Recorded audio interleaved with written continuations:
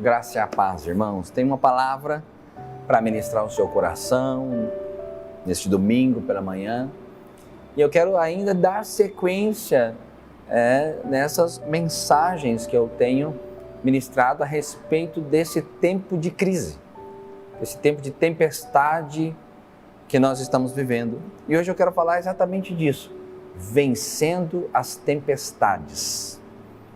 De certa vez, Jesus começou a ensinar no Mar da Galileia, e ele então pôs-se num barco, ali na próxima margem, e uma multidão cercou Jesus ali, e enquanto ele estava ali no barco, ele ensinou através de muitas parábolas. Você sabe, depois de passar o dia inteiro ministrando, Jesus, então, decide ir para o outro lado do mar. Ele estava ali no Mar da Galileia e ele decide ir, então, para o outro lado do mar. E essa passagem ficou registrada no livro de Mateus, no capítulo 4, a partir do verso 35, e eu quero ler com você. Abra aí a sua Bíblia, na sua casa, seja eletrônica ou de papel. Vamos acompanhar junto. É importante até que você, de alguma maneira, marque essa passagem da sua Bíblia, porque Deus vai falar com você nessa manhã. Marcos capítulo 4, a partir do verso 35, diz assim: naquele dia, sendo já tarde, disse-lhe Jesus: passemos para a outra margem.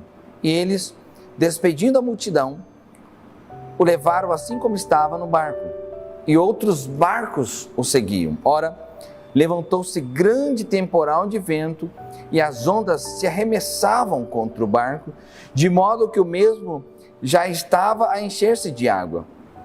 E Jesus estava na popa, dormindo sobre o travesseiro. Eles os despertaram e lhe disseram: Mestre, não te importa que pereçamos? E ele, despertando, repreendeu o vento e disse ao mar: acalma-te, emudece. O vento se aquietou e fez-se grande bonança. Então lhes disse: por que sois assim tímidos? Como é que não tendes fé?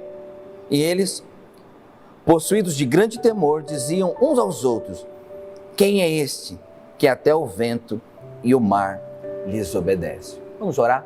Coloque a mão no seu coração. Eu quero orar com você.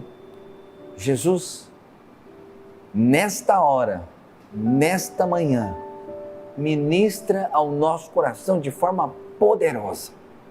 Libera luz do céu, luz ao nosso espírito, para que cada princípio que passar pela nossa mente possa também explodir no nosso coração, produzindo todo tipo de revelação e entendimento que nós precisamos para viver a vida boa, perfeita e agradável que o Senhor planejou para nós, em nome de Jesus. Ainda com a mão no seu coração, diga assim: eu creio que nesta manhã eu serei alimentado, nutrido e encorajado.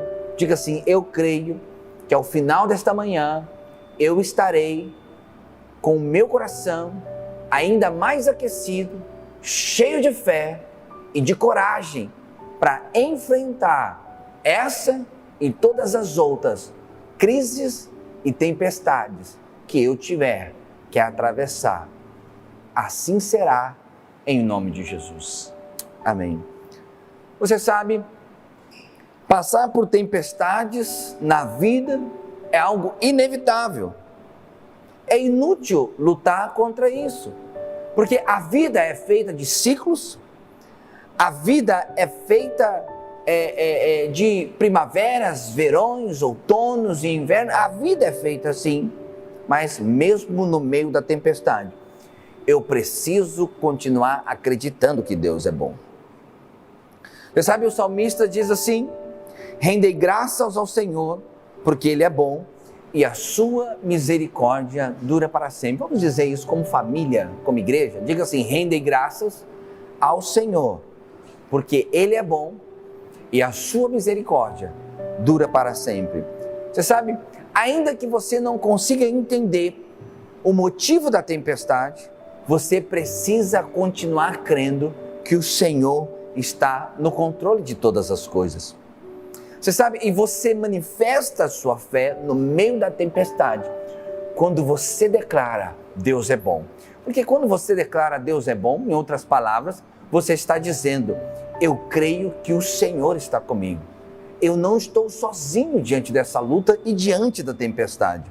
Romanos diz assim, Paulo escreve aos Romanos, ele diz assim, todas as coisas cooperam para o bem daqueles que amam a Deus, daqueles que são chamados segundo o seu propósito. Olha, eu e você fomos chamados ao propósito, segundo o propósito de Deus. Então, mesmo que nós não consigamos entender, de alguma maneira, essa tempestade e essa crise que nós estamos passando, de alguma maneira ela vai se reverter para o nosso bem, em nome de Jesus.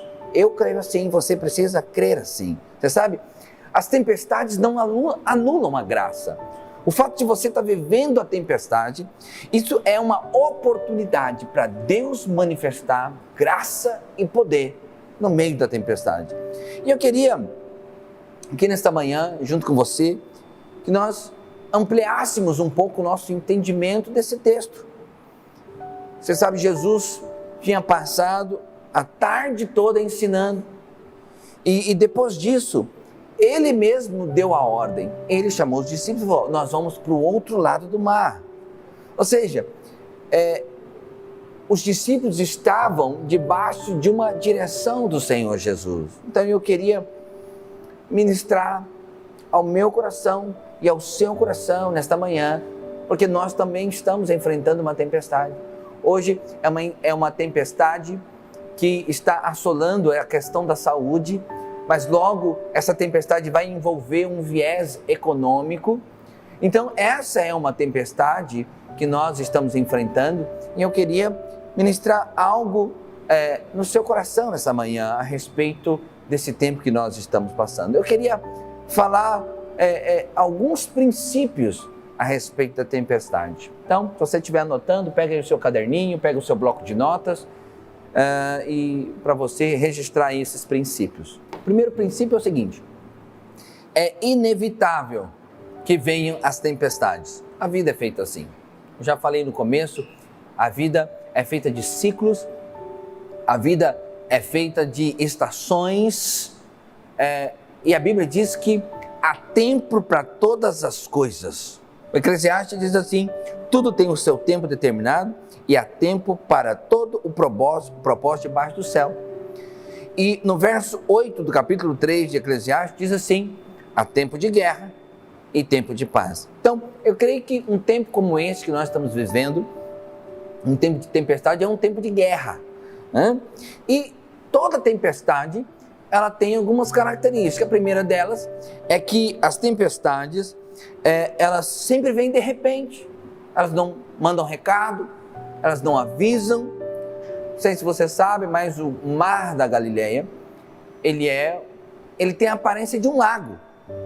Ele é um mar que tem aproximadamente 14 por 21, 14 quilômetros por 21. Eu já tive a oportunidade de estar lá. E ele parece um lago, né, com cordilheiras à volta, né, com montanhas em volta. E a aparência é que é um lago muito calmo. Mas quando nós estávamos lá, eu e a Tânia, a guia nos explicou que a temperatura, né, quente ali da região do lago, ela se choca com os ventos frios que ultrapassam as montanhas. E esse choque térmico de vento frio com vento quente, ou de ar frio com ar quente, produz essas tempestades e ondas altíssimas ali, que podem levar barcos a afundarem, né? Então, ela vem de repente. Então, quando os discípulos entraram no barco, não tinha nenhuma perspectiva de tempestade, mas no meio do caminho, a tempestade aparece. Assim que é na minha e na sua vida. A tempestade vem, não manda recado, vem se avisar e nos pega no meio do caminho. Outra característica é que tempestade sempre é algo perigoso e sempre é algo aterrorizante. Você vê, a cena devia ser chocante, água entrando para todo lado do barco. Os discípulos, uma boa parte deles, eles eram pescadores, ou seja, eles eram acostumados ao mar, eles eram do mar, mas eles estavam aterrorizados, porque muitas ondas, muitos ventos e muita água entrando, eles tinham a clareza de que aquele barco iria afundar, né? Então, outra característica é que tempestades são capazes de colocar ao chão algo que demorou muitos anos para ser edificado, muitos anos para ser construído. Ou seja, casamentos que passam por tempestades, saúde que passa por tempestades, vida financeira que passa por tempestade. Muitas vezes a tempestade derruba tudo que se construiu durante muitos anos em pouco tempo, porque elas são avassaladoras. Tempestades são violentas, né? Outra característica das tempestades é que elas são sempre maiores do que a nossa própria força de controlá-las. Mas é importante que você saiba que ainda que você não consiga controlar, o Senhor consegue controlar. Ou seja, está fora do seu controle, mas ainda está no controle do Senhor. Você sabe, a tempestade não poupou os discípulos, a tempestade não poupou Jesus, e certamente as tempestades da vida não irão nos poupar, ou seja, nós enfrentaremos. Provavelmente essa não vai ser a última tempestade que você vai enfrentar, você vai ainda enfrentar outras, mas o importante é o seguinte: se Jesus está no seu barco, não importa a força dos ventos, não importa a altura das ondas, não importa a violência da tempestade, o seu barco não vai afundar. Isso precisa entrar no seu coração. Se Jesus está no barco da sua vida, o seu barco não vai afundar. O segundo princípio, então, o primeiro é que é inevitável que venham tempestades. O segundo princípio é que tempestades também são momentos de conflito na nossa vida, né?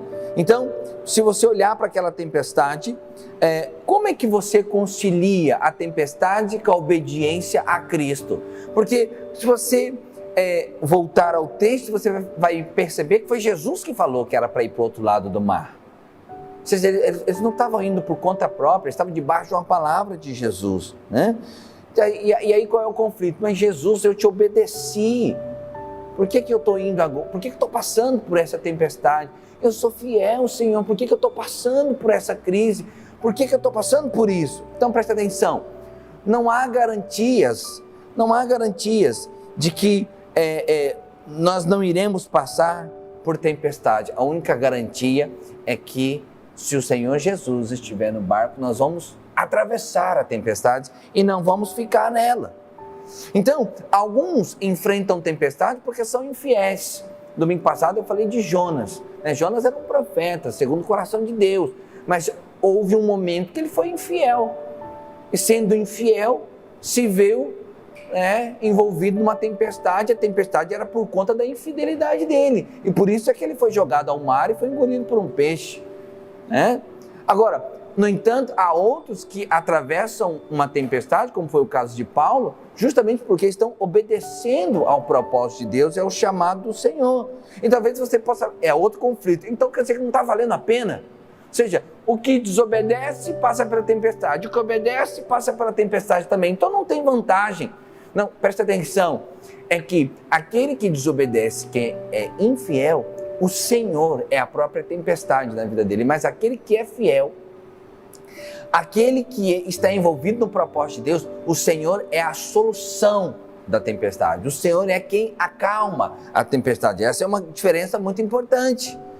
Então, primeira coisa, como conciliar a obediência de Cristo à tempestade? E a segunda, como você concilia a tempestade com a presença de Jesus no seu barco? Você sabe, eventualmente algumas pessoas falam, olha, se Jesus estiver no seu barco, você não vai ter tempestade, sua vida vai ser muito boa, porque o Senhor está no seu barco. Preste atenção, Jesus estava no barco aqui com os discípulos e a tempestade não poupou os discípulos.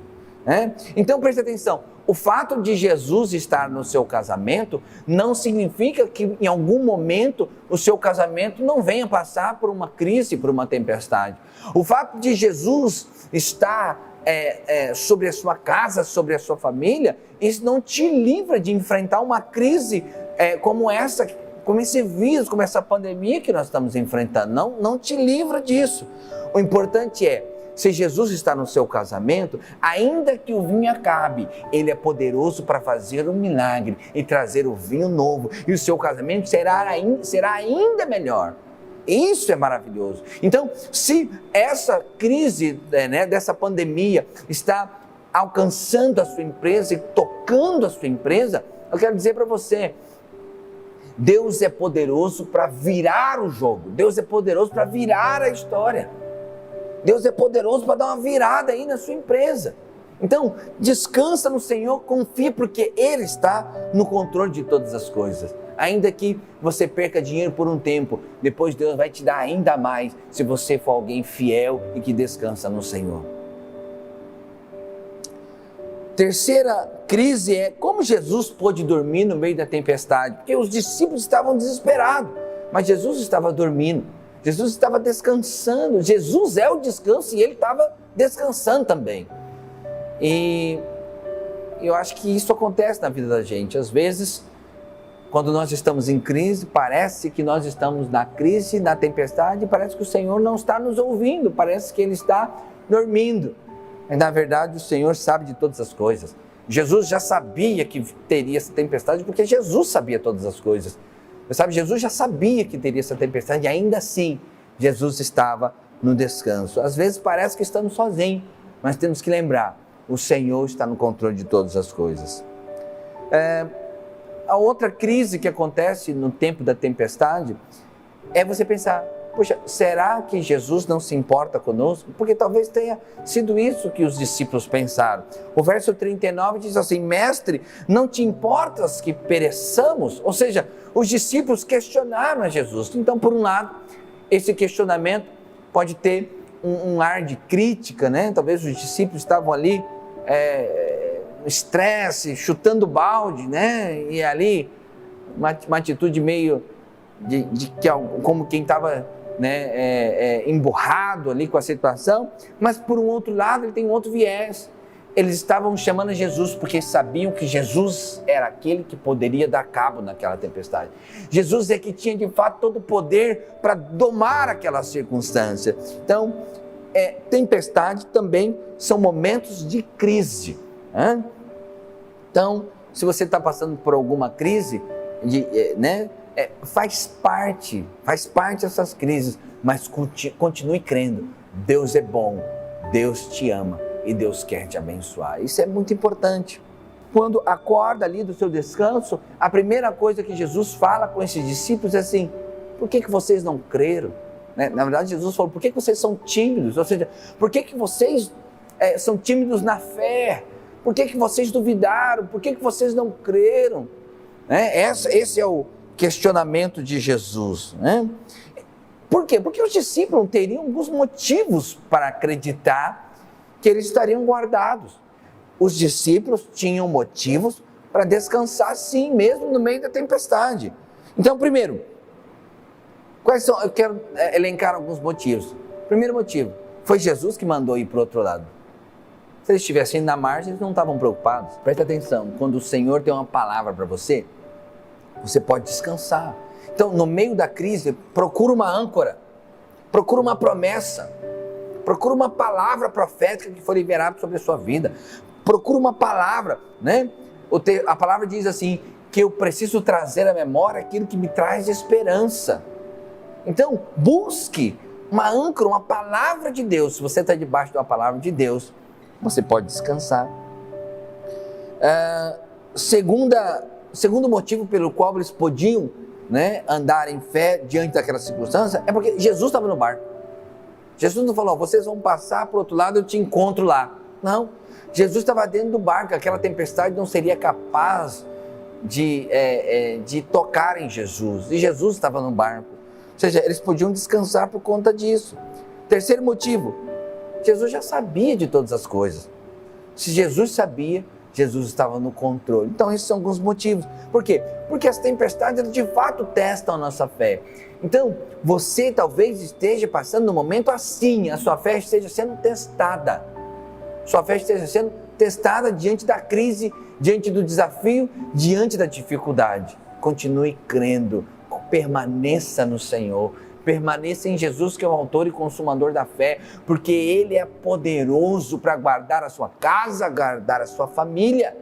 Quero falar isso sobre a sua casa e sobre a sua vida. Em nome de Jesus, Ele é poderoso para guardar a sua casa e a sua família. Receba essa palavra no seu coração. E por último, quarto princípio, né? Recapitulando. Primeiro princípio, é inevitável que venham as tempestades. Segundo princípio, tempestades são momentos de conflitos. Terceiro, tempestades testam a nossa fé.